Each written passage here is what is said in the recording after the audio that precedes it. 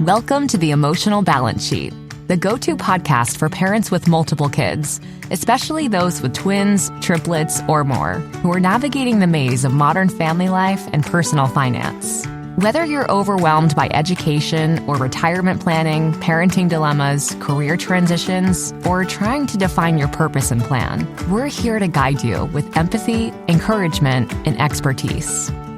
Hosted by Paul Fenner, founder of Tama Capital, a certified financial planner and parent to 4 kids, including a set of triplets. Our podcast is your ally in the quest for financial peace of mind, proving that money matters, but family comes first. Subscribe now and join our community of empowered parents at tamacapital.com. This podcast is for informational purposes only and should not be relied upon for investment decisions. Clients of Tama may retain positions in the securities discussed in this podcast. What does comprehensive financial planning even mean? At Tama Capital, it means a family office where lifestyle planning such as retirement, college, portfolio management, and tax prep and planning are all under one umbrella. But it goes beyond numbers. We focus as much on the emotional side of financial planning as we do on the financial side. We get you. We understand your challenges of building a family, business or career, and a healthy life. We are devoted to wealth planning for families like yours because we are you. Learn how our family can help your family by visiting tamacapital.com. Hi, and welcome back. There's one thing that I've seen all over Morgan Housel's writings, and I actually see it constantly in my practice at Tama. It's the best way to deal with uncertainty without hiding in a bunker is to save like a pessimist, but invest like an optimist. And this sounds really simple until you actually try to do it, because most of us collapse into one side or the other. We're either saving everything and potentially being miserable, or spending everything and being too fragile. Holding both thoughts at the same time, it's much harder than you think. So let me tell you about 2 families that I've worked with. Both have multiple kids, they have great incomes, but both are stressed about money, but for the completely opposite reasons. The first family came to me about a year ago. 3 kids, demanding jobs, doing all the things right on paper. They were maxing out 401ks, contributing to 529s, and just building their portfolio. Their retirement accounts looked great, but what was startling is that they maybe had $3,000 in their checking account, a couple thousand in a savings account. So when their HVAC died in July, it was crisis mode. When one of the kids needed braces, they had to put it on a credit card. Every unexpected expense just seemed to send them into panic mode. So when we sat down and looked at everything, I said, what if you stop contributing to your 401k for like 6 months and just build up a cash reserve fund instead? So when life happens, not everything feels like a crisis. And I remember the spouse looked at me like I had suggested something illegal. And the husband said, can we really do that? And I told him, yes. Our lives, financial, personal plans are never set in stone. Our lives and our plans are always adjustable. Here's what doesn't make sense to me. They're building wealth for 30 years from now while being completely fragile today. It was hard to be present with their kids because you're always one car repair away from a meltdown. But they did it. They pulled back on retirement contributions for 4 or 5 months and built that buffer. The relief was immediate. Not because their net worth had changed, but because they were able to breathe. The second family is the opposite. 4 kids, again, great income, living well right now. Nice house, they're going on great vacations, activities galore for all the kids. They're present, they're enjoying life, but they're not saving anything. Maybe a little in the 401k, just enough to get the company match, and that's about it.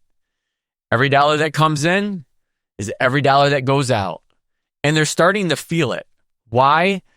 Because their oldest is 13 and they feel college is coming and they have no idea how they're going to pay for it. Sometimes they want to step back from their work, maybe one day, but the math doesn't work. They're investing in today, but not tomorrow.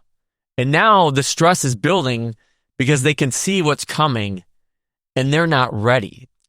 So here's what I've noticed. People are either wired one way or the other. Some people are programmed to save. They've been told their whole lives to max out retirement accounts, live below their means, delay gratification. And they take it so seriously that they make themselves miserable. And honestly, sometimes I fall into this camp. But it's something I've been working on as I've gotten older. And it's probably because I know the clock is ticking with how much time I have left with my kids before they're off to college or on their own. However, families may be optimizing for a future that might never come while being so stressed and fragile about what's going on today. Now, other people are programmed to spend. They want to enjoy life. They want to make memories today with their spouses, with their kids, and not deprive themselves of anything. And I get it. But they're building a life on a foundation that they can't hold on to.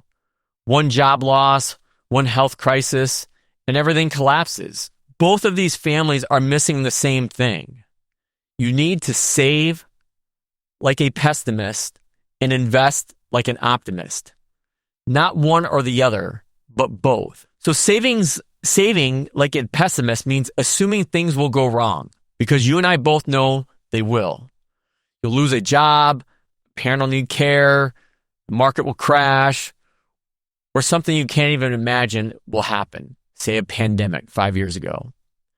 Cash reserves, they're the buffer, not hiding in a bunker, but having enough cushion that when normal life happens, it's not a crisis. Now, investing like an optimist means trusting that over time, things will work out.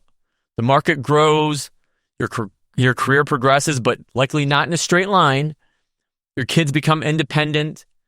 Human ingenuity finds a way to move forward. So you put money in the market and let time do its work. Compound. But if you only save, you're hiding. Inflation eats your purchasing power.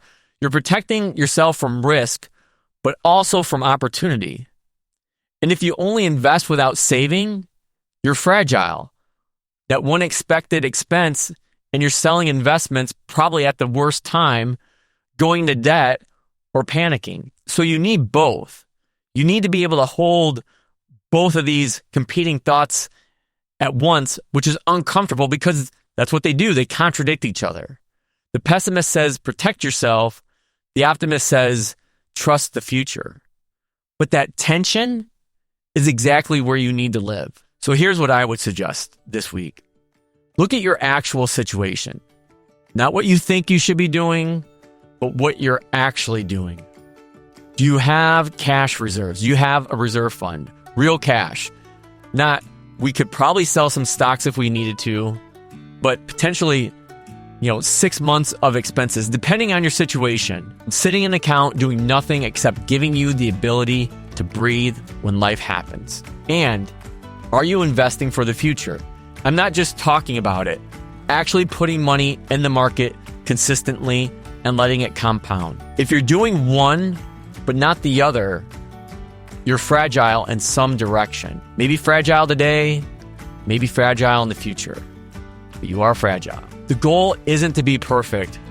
It's about having both pieces in place so you can live your life without constant anxiety about money.